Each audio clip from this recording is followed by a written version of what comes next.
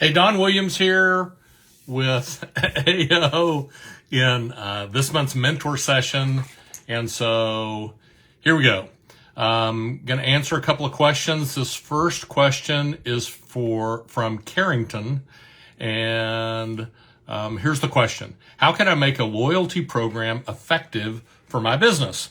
And the background is I own a photography agency focusing on creating unique and creative product imagery for clients to use digitally to increase online sales. I have been unsuccessful over the past year or so to figure out a subscription model that would help bring in more clients or revenue on a retainer or additional monthly income basis. I was wondering if a loyalty program where people can earn points and get rewards to excite them and spark more recurring bookings. I would love to hear your ideas on whether a loyalty program like this would be good for my business or what other options you would look at in order for me to create retainer clients as opposed to one-off bookings. Thanks so much. So let me go back and do the question one more time. How can I make a loyalty program effective for my business? So many times, beginning entrepreneurs sometimes get a little lost in the weeds and they forget to make the main thing the main thing. And the main thing is to be sure that you have enough sales every week, every day to fuel that business. So my first recommendation is be sure that you're keeping the main thing the main thing. 2, I'll share an experience and a story that maybe will give you some clarity as to how you could package a subscription or retainer model. So I'm going to give you an example on the huge side of the spectrum, and let's talk about Costco warehouse clubs. So I don't know how many Costcos there are, 200 or 300 here in the United States, and they're global, or at least somewhat global. I've seen them in Cabo. And I think the base membership is $35 a year, maybe it's $50, and then the executive membership is $100 a year. Costco, and you can look this up, you can research this online, Costco claims that the merchandise sales business to a Costco warehouse merely breaks even. And so out of all the stuff they sell, okay, it takes that annual sales figure to pay for the warehouses, to pay for the cost of goods, to pay for the employees, to pay for the benefits.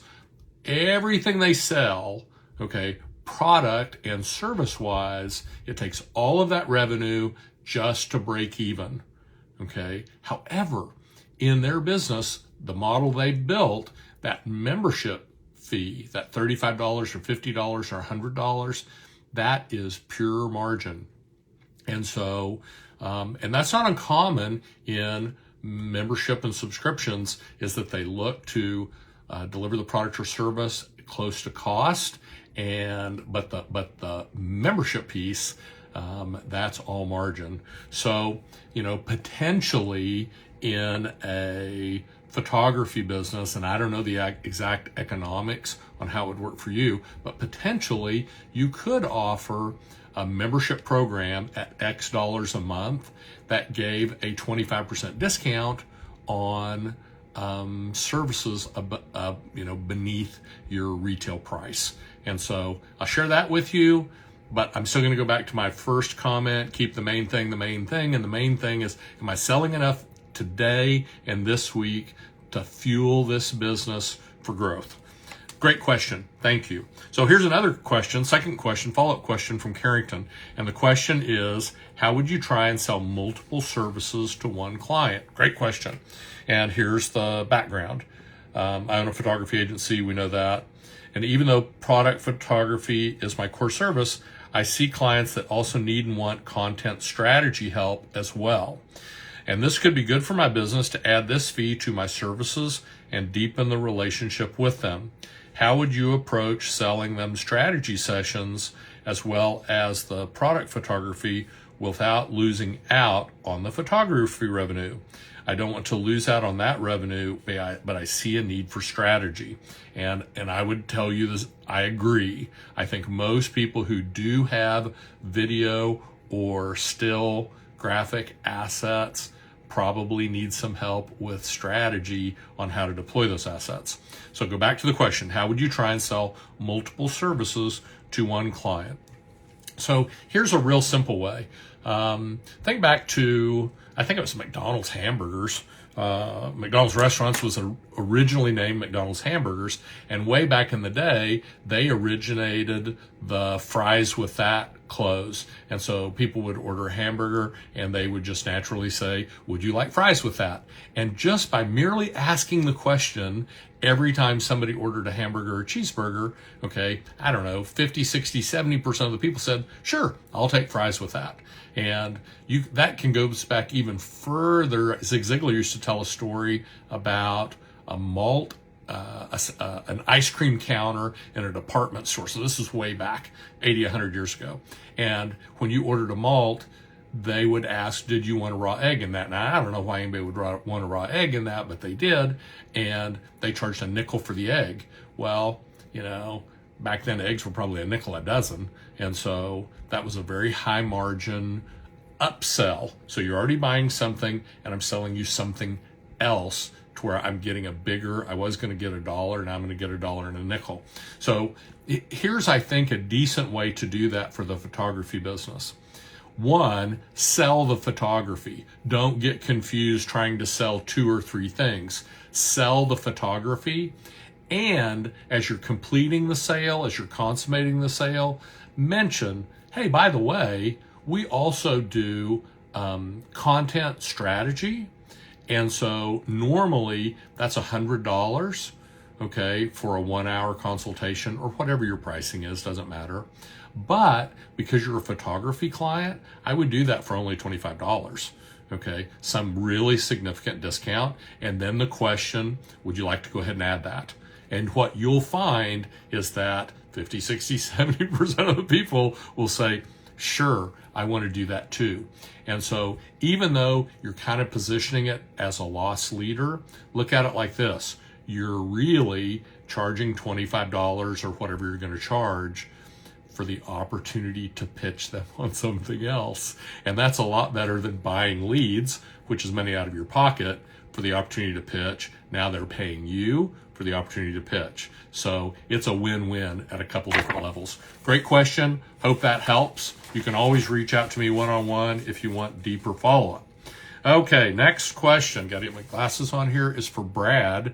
And Brad's question is, how do you know when the time is right to leave your full-time job and go all in on your business? I love this question. And here's his background. I'm currently a full-time firefighter. Thank you for your service, Brad. And paramedic for a local municipality. And I have 13 years of service invested with 12 more for retirement. The climate has changed drastically, and although I never dreamed I would even consider leaving the fire service, I find myself struggling to find a reason to stay. My business has been growing slowly over the last several years. It's not at the point where I feel comfortable leaving the guaranteed income of my fire job. However, I am totally burned out and ready to leave. It's the fear that's holding me back and the lure of guaranteed income and benefits that keeps me there. How do I know when it's the right time and when I should make the leap? I'll go back to the question. Thank you for the background. How do you know when the time is right to leave your full-time job and go all in on your business? So most people make decisions, using 2 different criteria. One, they make a logical, analytical decision, and they do that in their head. So in their head, they say, I have this base salary, I have these benefits, I work 24 on, 48 off, I'm assuming. And so I had the opportunity to do something else, which is very common with people as firefighters. So that's your head. And the head's also saying, my business the income for my business does not match my job. And so maybe I should just tap the brakes and stay there. And I'm not saying that's necessarily wrong, but that's all in your head. Your heart, on the other hand, is saying, I am fed up. I don't like it. I don't want to be here. I want to control my future and my destiny with my business. And I'm not saying that's necessarily right either. The trick is this. There's an intersection between what your head thinks and what your heart feels. If you make your decisions strictly on your head and ignore your heart, in my opinion, that leads for people that are really unfulfilled. Okay. If you make decisions purely in your heart and ignore your head, that's where you see people make some decisions that later you look back and you're like, why did you do that? Okay, it's because they didn't involve their head. You kind of have to look for the balance between the two. I give you two scenarios. One, commit to a 90-day push in your business that for the next 90 days, I am going to bust my hump, okay, to get my business income to my firefighter level income, and that's going to make an easier decision. So that's one scenario. The second scenario is find out why you're unfulfilled as a firefighter, find out why you're burnout, see if you can resolve that, and continue to stay in the firefighter role as you build your business, because it gets really easy to make the decision once the business is supplying everything the firefighter job is.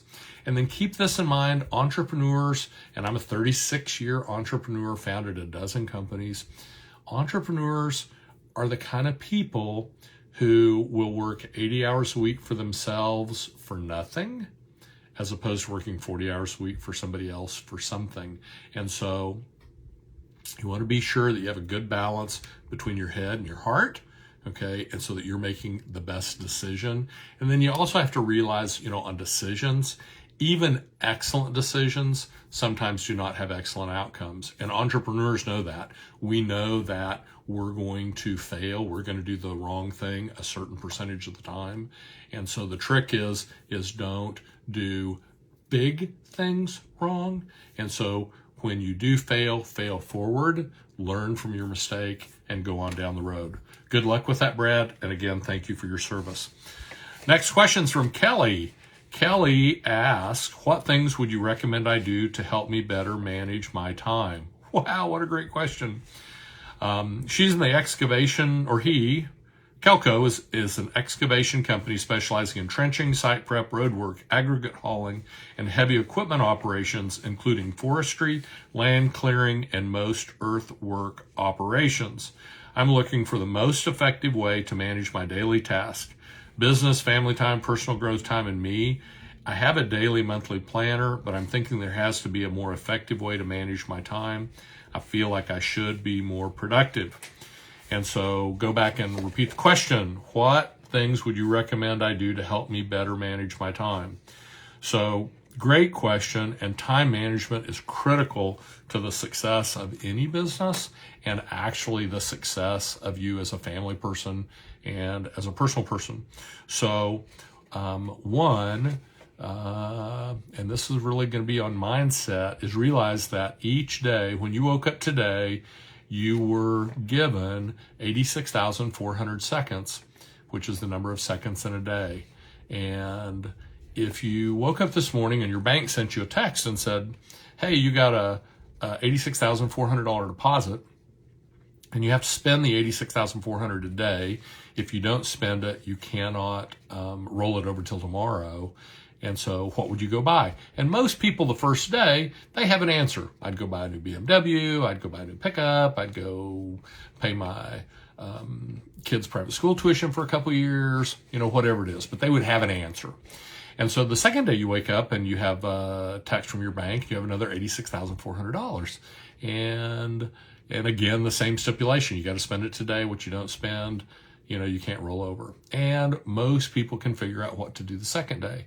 And most people the third and the fourth and the fifth and the sixth. But by about the time you get to the 10th day, people are struggling because you can't save it. You can't accumulate it with other days' dollars. So realize this, every day when you wake up, probably you're going to live until tomorrow. And so you're going to get a full 86,400 seconds. And how you use those seconds is going to play a huge part in what you accomplish in your business, family, and personal life. So one, I'll share something Warren Buffett shares, and he says, say no to almost everything.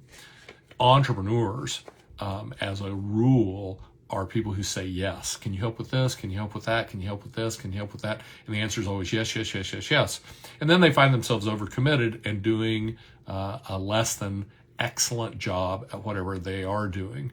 Warren Buffett's philosophy is you should say no to most everything. And so you're concentrating your time and effort on what you absolutely do best. The second is you have to have intentions. So you need clarity of mind. You need to know what your goal is, what you're trying to accomplish. And then you need to have the certainty of intention driving your actions. Do your actions drive you towards that goal, or do they drive you towards another goal? Or maybe it's not a goal. They drive you to another outcome that's less appealing than your goal. And when you have clarity of vision on where you want to go and you have certainty of intention, that will help you manage your time. And it really doesn't matter if you use a written planner or an online planner or a yellow legal pad with a thing to do list. None of that really matters.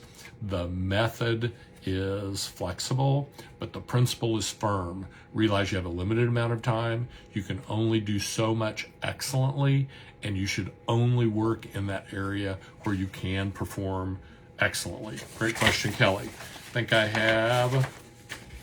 got two more. Okay, so here we go. This is Rosselli, and Rosselli's question is, what are the best ways to discuss performance concerns with team members in a way that will help them improve rather than feel frustrated? Man, great question. Communication is pivotal, foundational to business success. Here's the background. I have an accounting firm. When a team member is stuck with a client's work, I jump on a call with them and am able to resolve the issue almost immediately. I've seen them get frustrated and embarrassed with themselves. How can I better these conversations so we leave feeling great and positive? Again, here's the question. What are the best ways to discuss work performance concerns with team members that will help them improve rather than feel frustrated? So here's a real simple principle to follow. And the principle is this: praise in public and with volume. So when someone does a great job, whether it's in front of a client, in front of another teammate, doesn't really matter. But when they do a good job, if you worked with me, Rosselli, and you did a good job, I'd be like, Rosselli, you did a phenomenal job. This was a 500-foot home run. This was a 99-yard touchdown run. This was a half-court jump shot at the buzzer. You absolutely killed it. Thank you for your effort. Thank you for your expertise. You did great.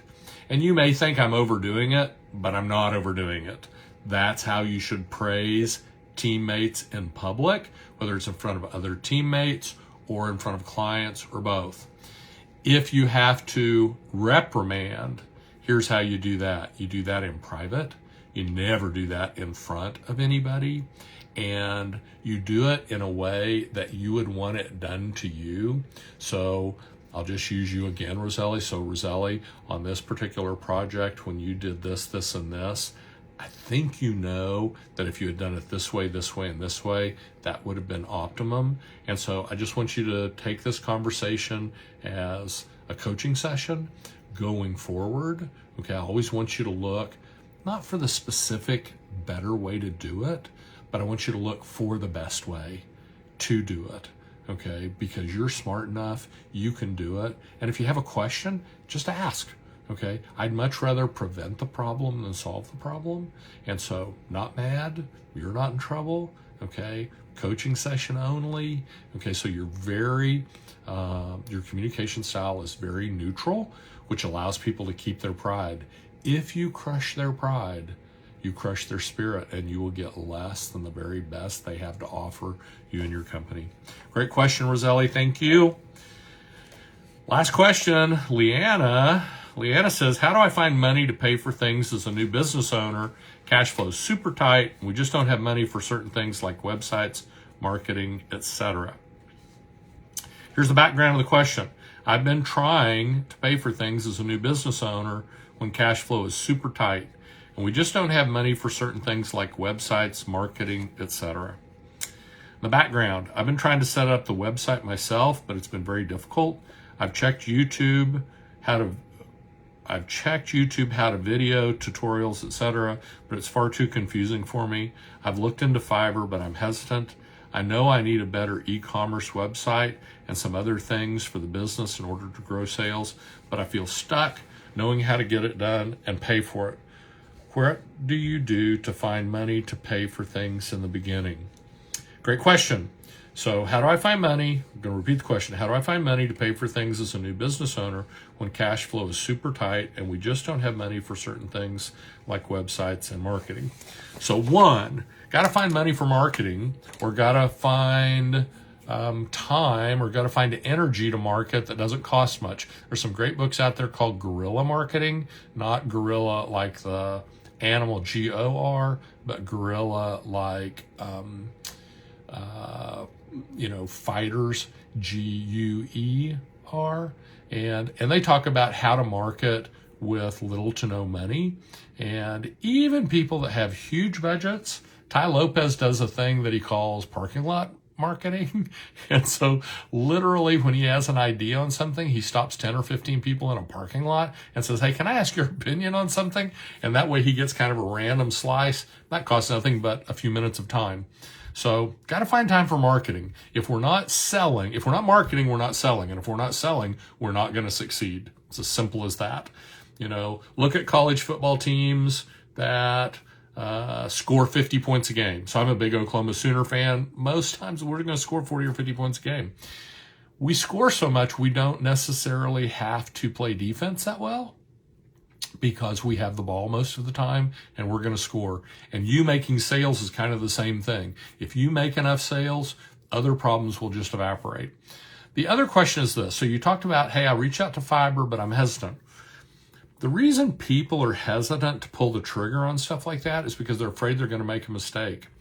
I'm going to tell you this. If you can get somebody to build you a website for $50 or $100, okay, you should pull the trigger.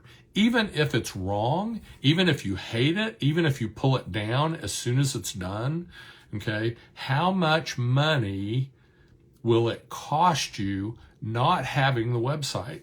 I don't know that you should look at the website as a primary source of lead generation. You have to do SEO, SEM, pays you to drive traffic. People sometimes think I'm going to open a website and the world's going to come to my door. They're not, okay? But if somebody you've met in some other way says, what's your website? And you say, oh, I don't have one, that's a big negative. People expect you to have an address, a phone number, voicemail, email, a website. If you have a physical location, a sign. I mean, there's just some things people expect you to have to do business. So that's today's session with Don Williams at Don Williams Global and the Proven Entrepreneur Show for AO. Have a great month. See you next time.